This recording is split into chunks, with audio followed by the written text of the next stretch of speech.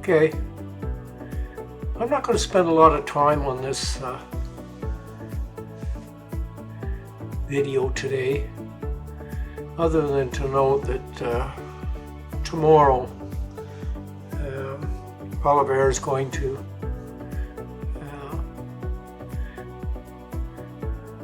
try to bring down the government,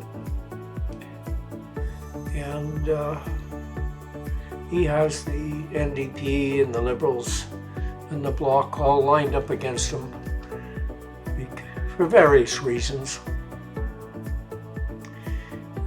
So it's not likely to be successful. But the point I want to make about all of this is thinking about Pierre Elliott Trudeau's reputation in this country. Whether deserved or not, I don't feel it is, but he is well liked and admired by the lefties in this country. And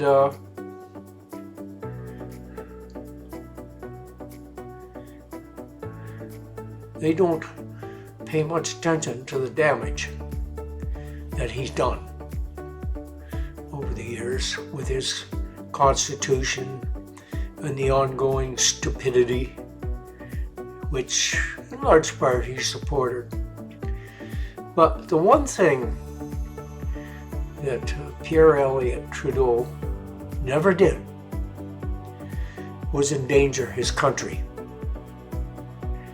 And he was vehemently opposed to anything that suggested that that might be the case. So my point today, it's going to be very brief, is that probably wherever he happens to be right now, he's looking down at his son and saying, "What the fuck have you been doing to my family name?" Because Justin Trudeau has been destroying it with a vengeance. I can see Pat up in heaven or down in hell or wherever he is, maybe in limbo. Catholics believe in that kind of thing. Watching this clown that he perhaps thought so much of, and suddenly coming to realize what a spoiled brat he raised. Today I have a video that's about 30 minutes long, and it's discussing Trudeau's efforts to cover up and bring terrorists into this country. No, his father would never have approved of that. But here he is, that lame-brained son of his, and he's doing his thing. And in the process, he's not only destroying his country, he's destroying the family name. And I'll have more to say about this when the video plays out. People can watch that, make what they want of it. But I'm not a happy camper, and I don't think Pierre Elliott Trudeau is either. Here we go. This guy's garage. Like and subscribe. I would like to welcome the new officials who are joining officials from IRCC at the table. With the Canadian Border Services Agency, we have Ted Gallivan, Executive Vice President. With Canadian Security Intelligence Agency, we have Vanessa Lloyd, Interim Director. And from the Royal Canadian Mounted Police, we have Michelle Duhem, Commissioner. Welcome everyone, thank you for being here. So we'll start straight away with questions. This panel has no opening statements, so we'll go first to Madame Ms. Dancho. Please go ahead. Thank you, Mr. Chair. Thank you to the officials for being with us today on this very important topic. First, immigration. On the 2018 requirement or removal of the requirement for the police certificate, clearance certificates from country of origin, Pakistan was one of those. Is there consideration being given amongst the department to reinstate the requirement, not the option, but that it was required for Pakistan and others that may have been impacted by the 2018 change? Is that being considered in the department?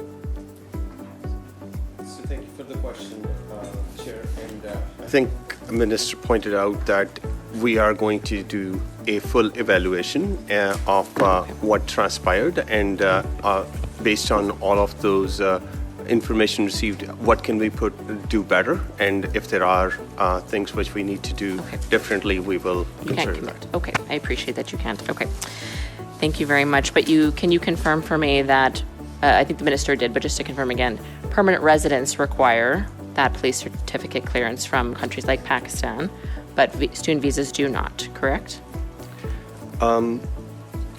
Can I please turn to Aisha on that Sure. one to Okay. be very doubly sure about that? Okay. Thank you for the question, Mr. Chair. So permanent residents are asked for police certificates. There's a difference in the threat and the risk level for temporary residents where they're coming for a temporary purpose. So there's different requirements for those coming for a temporary stay versus a permanent stay. Permanent residents would require that have different requirements, more enhanced, in fact, because of the rights that would be provided to them and their ability to stay in Canada. I appreciate that you described that certificate clearance as more enhanced screening measure. That's my understanding. You used the words more enhanced. Is that correct? Thank you for the question. So I should correct myself. It's not necessarily more enhanced. It's a different, perhaps, different expectations for an officer, because now they are assessing a different type of resident. So when they're assessing somebody who's coming here for a temporary stay, they will request all of the information and documents they need for that duration of stay. When we have a permanent resident or perhaps a citizen, they will ask for the appropriate documentation that would satisfy them based on the fact that they would have different rights in Canada. I would ask in your review that you, as the official opposition critic for public safety, I'd ask that you do strongly reconsider re-implementing or putting in additional, whatever measures we can possibly put in place to ensure there's extra screening. I do ask that you please do so, as I'm sure you are. I do want to ask the RCMP and a few questions as well. My understanding is you got your hands on the video, the alleged video from 2015 of this, the ISIS video of that individual being dismembered. What was your next course of action? Was it to inform the RCM? Was it to inform RCC, or was it to inform CSIS? Or who found out first and told whom? Just trying to establish in brief, in 1 minute, if you could tell me. Yeah, Mr. Chair, my recollection is the RCMP did not have that video initially. At no time? No Oh, time. that's interesting. When it was shared, when it was known, when it And became known. CBSA? Copy of the video, further to media reports, is a copy we took I in see. the context of lessons learned, opportunities to improve, go forward. You never had it you didn't know about it until media reports. Neither Correct. CBSA or the RCMP were aware. Was CSIS aware? I guess you can't speak for CSIS. Eh? Oh, sorry. I'm so sorry. You can. Of course you can. My apologies. Thank you, Mr. Chair, for the question. Can you hear me? Yes, thank you. I believe in our last session, we spoke about the requirements to be careful about what was shared between the agencies in the context of the ongoing investigation. And what I would point the honourable member to is in the chronology, the reference that as soon as CSIS became aware of threat information, which was in June of 2024, that we began to take action to mitigate the threat. Thank you very much, ma'am. Chair, with my remaining 30 seconds, I'm going to give it to MP Shipley. Thank you. Thank you, Chair, and thank you, Ms. Dancho, for this time. Chair, I would like to be moving the motion that I put on notice the other day, please, and in regards to lengthening this study. I just wanted to make this a very short preamble, and hopefully we can get back to... Sorry, which motion? You did several motions, I believe. I can read it out. I have it here. Given that you have it... Clerk. Given that the RCMP have arrested an additional alleged ISIS terrorist who was preparing to carry out a massacre. Who was preparing to carry out a massacre targeting the Jewish community in New York City, the committee expanded its review of the foiled terrorist plot in Toronto and of the security screening process for permanent residence and citizenship application by no less than 8 meetings to further examine how alleged ISIS terrorists are able to enter and reside in Canada, that the Minister of Public Safety and his officials be invited to reappear for no less than 2 hours, that IRCC officials, CBSA officials, RCMP officials, and CSIS officials be invited to reappear before the committee, and that no more than one minister, agency, or department testify at a time. And I'll speak very briefly to this. As I was saying, Chair, I really do want to get back to our study at hand. Obviously, I'm looking for more time. We're finding out a lot of information here, but there's a lot of information yet to come out. And one of the interesting things that the Minister just in the last hour mentioned was, and I'll quote him, we will be findings in a few weeks of their study. That would be great to be able to bring up in this study that we're doing here. So that's one of the other reasons we want to lengthen this.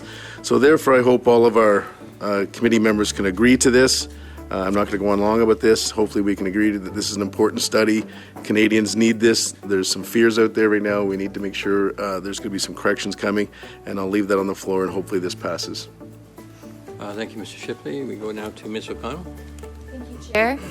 I'm going to move an amendment to this, and I'll just read my entire motion, which begins as Mr. Shipley has put it on the record, but given that the RCMP have arrested an additional alleged ISIS terrorist who was preparing to carry out a massacre targeting the Jewish community in New York City, the committee expanded its review of the foiled terrorist plot in Toronto and the security screening process for permanent residence and citizenship to include questions around this more recent arrest in its meetings. And then I'd like to speak to my amendment. So is your amendment ending the paragraph there? It ends it. The difference is that it ends it after permanent residence and citizenship application and include questions around its more recent arrest in its meetings. Okay. So the remaining text is deleted. Is deleted, okay. So we are on the amendment now. Sorry, I'd like to speak to my amendment. Oh, sorry, I apologize. Thank you. I was just making sure everyone was caught up. So Ms. Sancho, Mr. McGregor, and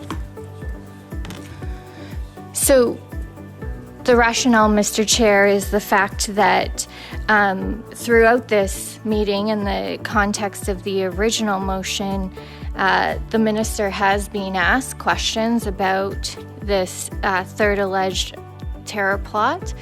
He answered those questions. There were 2 rounds by the Conservatives. All parties had a chance to ask on that. There was no objections raised by us, although it was outside technically of the scope of the meeting. But these are important questions that Canadians want answers to. We have all of the agencies listed in the original motion here now, and had the member not interrupted the meeting, they would have had the opportunity to ask those very questions.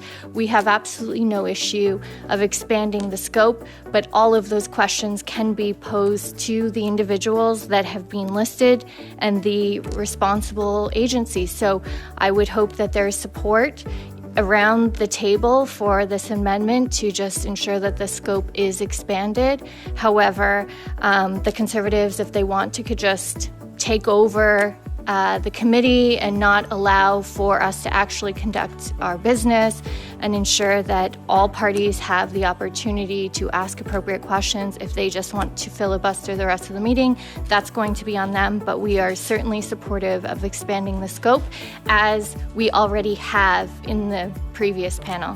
Thanks, Mr. Chair, and I'll ask for a recorded vote on my amendment.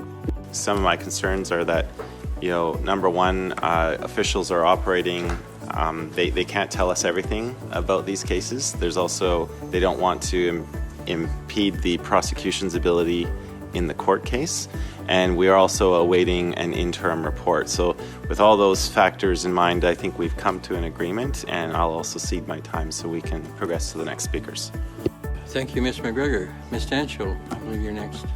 first of all, I would say that this amendment by Ms. O'Connell does change the scope of the motion that we put forward, and so my understanding is that it's not admissible then. Like if you're changing the scope of the amendment or the scope of the motion with an amendment, it doesn't work. It's just not how this works, is my understanding. It just changed. So I just wanted to point that out. I'm not going to stick to it, but the amendment fundamentally changes what we were asking for, and my understanding that's not appropriate for amendments. But we'll leave it there, but just if next time there is an amendment to a motion, if we can just make sure that that is being followed.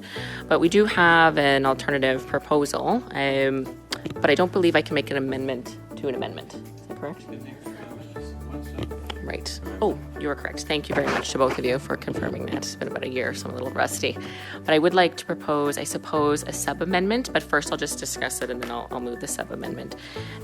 So recognizing that we have had officials' time come, and we very much appreciate that.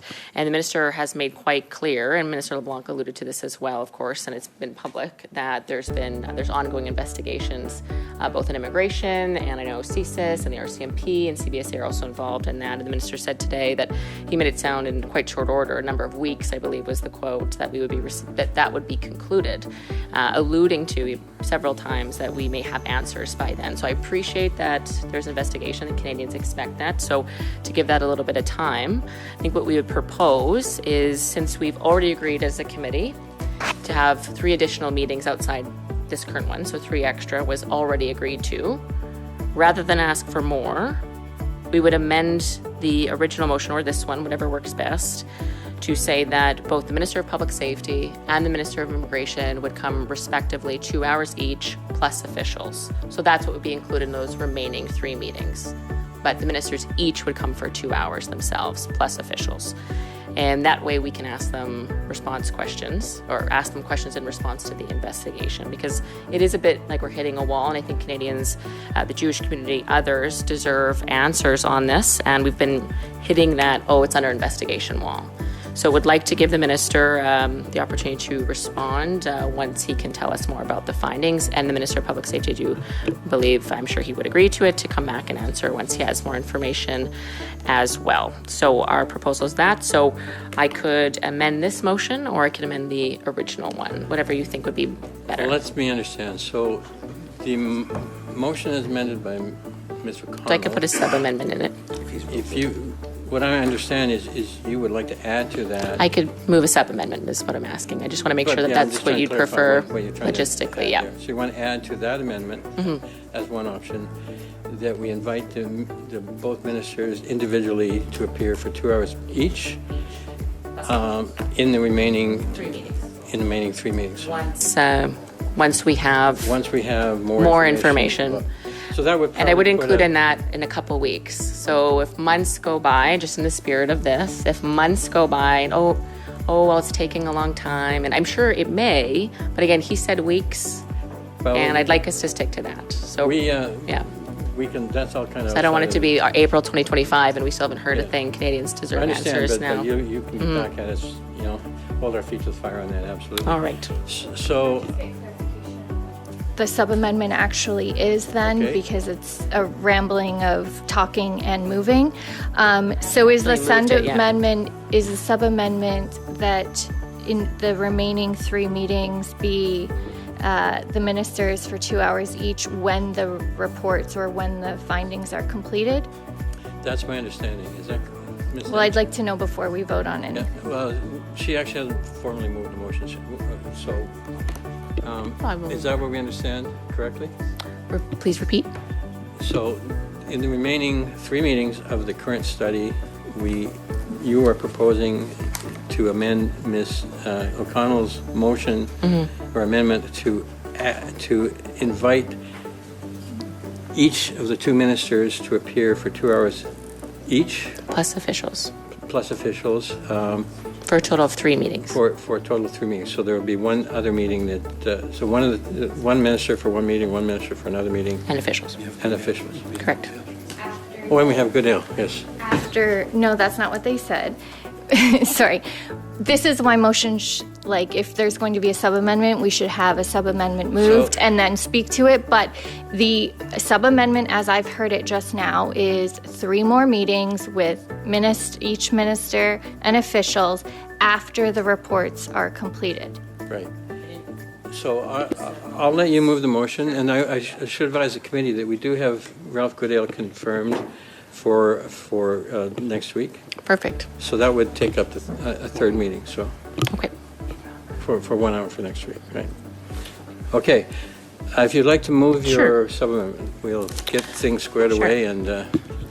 Thank you, Mr. Chair. I'll move it momentarily. Just recall when I was on this committee last, we were able to work together despite not agreeing on a lot. We were able to get a lot of work done. So in effort to do that, I would like to move a sub-amendment to Ms. O'Connell. And again, given that we didn't have notice of the sub-amendment, do the best I can to make it make sense. So I'll just read hers and then I'll give it my best shot. So given that the RCMP have arrested an additional alleged ISIS terrorist who is preparing to carry out a massacre targeting the Jewish community in New York City, the committee expand its review of the foiled terrorist plot in Toronto and of the security screening process for permanent residence and citizenship application, includes questions around this more recent arrest in its meeting, and invite both the Minister of Public Safety and the Minister of Immigration to return for 2 hours respectively with officials once the investigative findings have progressed, we'll say. I think would maybe be the best open-ended word, sir. Thank you. Is that clear to everybody? Yeah, Chair, that's not what's on the floor. With all due respect, there's a sub-amendment moved that we must be dealing with, and to then propose other new versions of it is up to the committee to decide, and I would actually like to get back to the witnesses at hand. We've prepared for this. So to suggest if you want to hold a subcommittee meeting to discuss the planning, we can do so. However, that's not appropriate now when we have a sub-amendment, an amendment, and an amendment. Right, so the discussion I'm having is really not to do with the amendments. Right, the amendments are in process. But then let us go back to questioning. Once the sub-amendment is distributed, then we should recess. We'll have a we should discussion on recess. it, and we will vote on it. Then we should pause until we have the wording. Sooner was not said on the record, and you can't move a sub-amendment to an amendment, so we'd have to vote on the main motion vote on the sub-amendment. So you can't move an amendment Either to way, a I'm going to get sub-amendment. to it. Right, but what I'm saying is you can't, what was said on the record that we were just getting translated during the break, additional language was attempted to be added that was not said on the record. So that can't be included on what we're voting for now. If at the conclusion of those votes, someone wants to move that further, then they can do so, but that's not on the record. I'll take that point, Ms. Stancho. I agree that it's a fair point. So we can either vote on what was said, and I know that Mr. Clerk, you had typed that up, and then I will propose that either way. So we can do it quick or we can do it slow. So and I know, I believe some of the other parties are in agreement with the 28 days just to ensure some accountability. So we can do it whichever way you'd like. We could either do UC and allow me to just make that edit, or I can try to do it after. But either way, it's going to take longer the second way, so I'm game for either. Okay, so are we clear what the original sub-amendment is without this other additional text? Are we clear? Are we ready to vote on that sub-amendment? Okay. This one that's been sent around, or what I said? What you said. Okay, well then I'm going to have to speak after then. So I'm on the speaking list for after. All right. So are there no more speakers on the sub-amendment, as was said? None? So let's call a vote on the sub-amendment. All in favor? Opposed? Carried. Okay, so now we're back to the amendment as sub-amended. And Ms. Dancho. Thank you, sir. I would like to move just a very brief, quick sub-amendment to what we just passed, or amendment, pardon me. Or I suppose it is a sub-amendment still. So a sub-amendment to what we just passed to Ms. O'Connell's amendment. I think I'm getting confused of how many amendments we're working on, but I think you know what I mean. Ultimately, I would just say that at what we just passed, I would add the end as follows, and also say it in French. or within 28 days of the adoption of this motion, whichever is sooner. I believe that's in order from what I said, adding this at the end, just to be clear.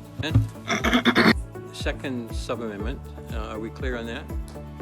Purpose is, Mr. Chair, just to ensure some accountability on this, that just to be clear of what I'm putting forward, we've agreed that we'll bring the ministers back each for 2 hours, and a few other things there in the original, what we just passed, but we're just putting some accountability on it.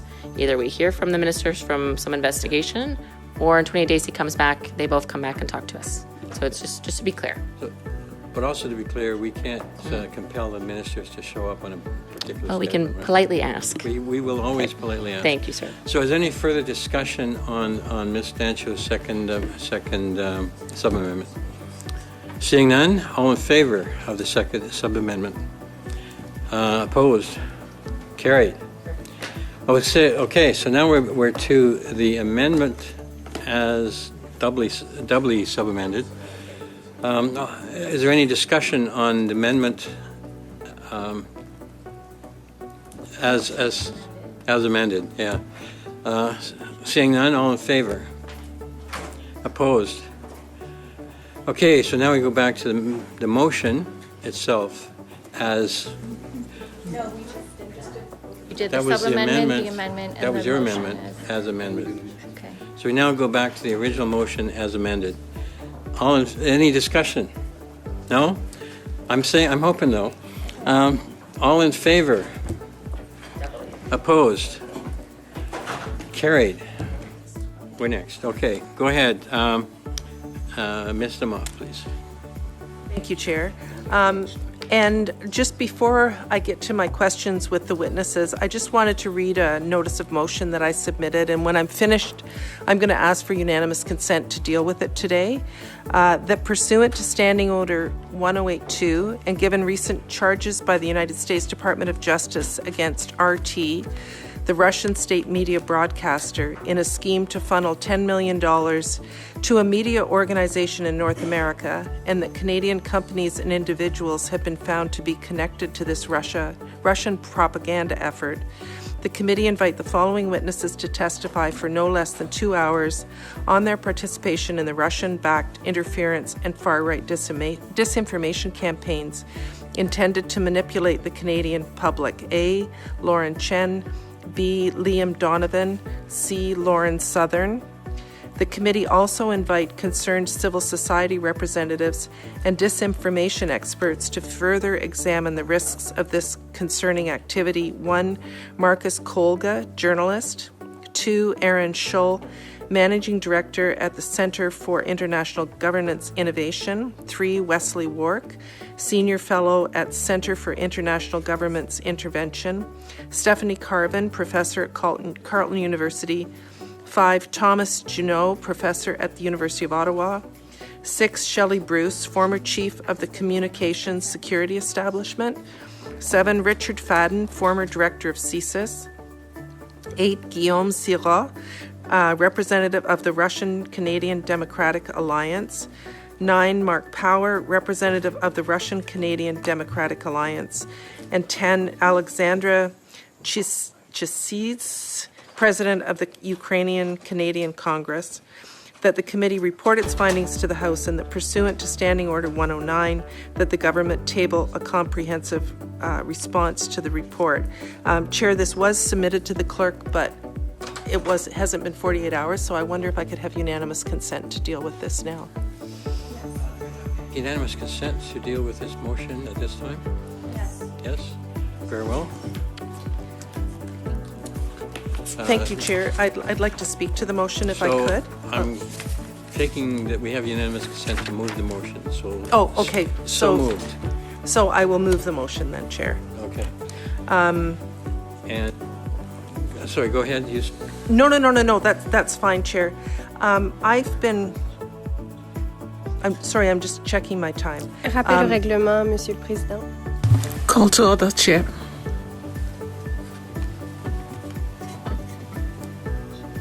This is going to take up the rest of our meeting. I wonder if we can release the witnesses at this point. Great. Thank you to all you witnesses for joining us. I know it's a fun place to be in an afternoon, and we will invite you back, I'm pretty sure. So thank you all.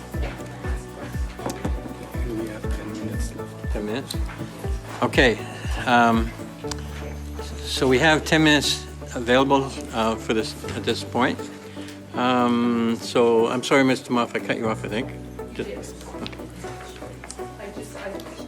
How much time have I got left, Chair? It's not limited. Well, Okay. thank you. So, Yes, yeah. thank you, Chair. And I know we don't have a lot of time left, but I did want to speak to this. Russia is known to use right-wing commentators in various countries, particularly in the West, to disseminate disinformation as a part of its broader influence operations. These commentators, often with large followings and credibility among right-wing conservative audience, are used as conduits for spreading pro-Russian narratives or divisive content and applying issues like nationalism, anti-immigrant sentiment, skepticism of mainstream media, and distrust of democratic institutions. Russia seeks to destabilize its adversaries from within and create chaos. This strategy involves seeding disinformation or half-truths that influencers repeat through social media and alt news platforms. This tactic helps Russia achieve its geopolitical objectives by fostering division, polarization, and undermining confidence in the democratic process. I know I've had concerns about this issue for quite some time and was quite upset when I saw the charges that were laid by the United States on this. You know, it's something that I think all of us need to be looking at, and I'm hoping that we can vote to adopt this motion today. I know we don't have a lot of time left, Chair, so I may finish there so that we can adopt the motion. Thank you. We go now to Mr. Lloyd. Oh, I'd like to pass my time on. Ms. Dancho, please. Thank you, Mr. Chair. Thank you for the motion, Ms. Damoff. I do appreciate the witnesses on here. There's some excellent witnesses on here, well selected. What I would say is it's a bit unusual to include a limited list of witnesses, so I would just appreciate if all parties had the opportunity.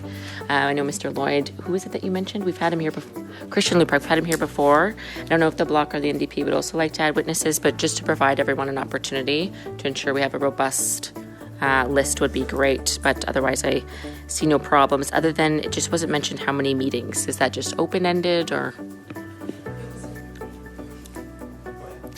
It was intended to be open-ended. Okay. Yes, Mr. Chair, thank you. I'm not a member of the committee, but I find this very fascinating. What I would suggest is perhaps, there be some time given so that all parties can contribute witnesses, and then maybe the clerk and yourself could come up with, contact to see who is actually interested in coming to speak, at this upcoming study, and then perhaps then the amount of meetings would then take shape, and then you could maybe present it back to the committee. Moved as it is. So perhaps an amendment can be made. Mrs. O'Connell. Mr. McGregor. On the speaking list, I have a suggestion to offer, but you're right, you're on the speaking list. Chair, can you add Thank one? you, Chair. I no problems with the motion. There are some people I'd like to add. So, probably I'd seek a very slight amendment that, for the list that it includes but is not limited to, because I would like to see, people like Rachel Curran, who is head of public policy at Meta, Steve Dyer, Director of Public Policy and Government Affairs for TikTok Canada, Lindsay Doyle, Head of Government Affairs and Policy at YouTube. These are the platforms where a lot of these people have their content on. We know from previous studies at this committee that a lot of these big social media giants are not even addressing their own terms of service. So I'd like to see those folks included. Now, I'm fine with having them listed here, or to give everyone a chance to present their own witnesses, maybe we just include language, includes this list but is not limited to. I'm fine either way. Would you like to make that amendment? Propose that amendment? I will include the amendment that, just a very slight amendment in advance of the list of 10 people there, that includes these people but is not limited to them. Okay. Any discussion on Mr. McGregor's sub-amendment or amendment? None? All in favor of Mr. McGregor's amendment? Opposed? Carried. Okay.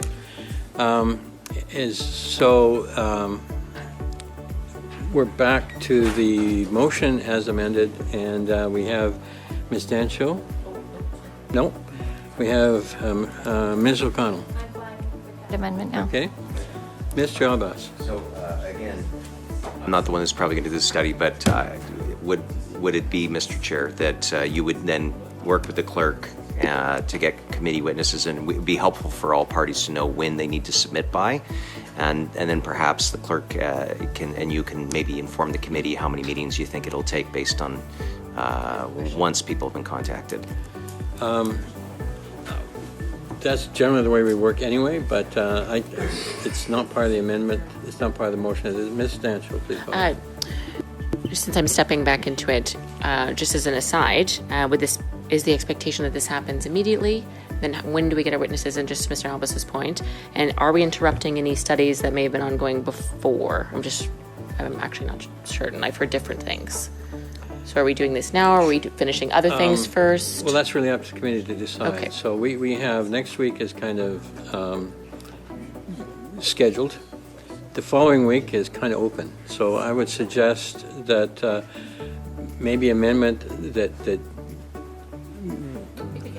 parties provide a witness list, additional witnesses by Wednesday next week, so that we have a chance to schedule them. That's 4 days. Committee to determine timing, but the motion stands, and with that amendment, it allows for additional witnesses, and it's always done in relation to the parties. So that's kind of a given. So we could, instead of dealing with the auto report on Tuesday, we could have a subcommittee meeting, I suppose. But okay, so how about this? We vote on the motion as it currently stands, and I'll schedule a subcommittee meeting for the second hour next Thursday, and we'll move on from there. Okay, that's good. All right. So any further discussion? Need to vote on the motion. Okay. Any further discussion on the motion as amended? No. Recorded vote. Can we have a recorded vote, please? Ms. O'Connell. Yes. Ms. Damoff. Yes. Mr. Gay. In favor? Ms. Zaid. Yes. Mr. Fragiskatos. Yes. Ms. Dancho. Yes. Mr. Albus. Yes. Mr. Shipley. Yes. Mr. Lloyd. Yes. Madame Michaud. En faveur. Mr. McGregor. Yes. Yes pour 10 contre nobody. That is carried. Motion to adjourn is moved. All in favor? Carried.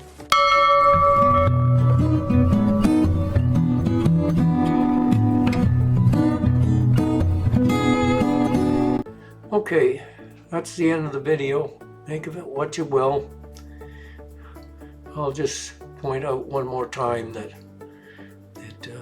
Justin Trudeau has managed to trash his family's reputation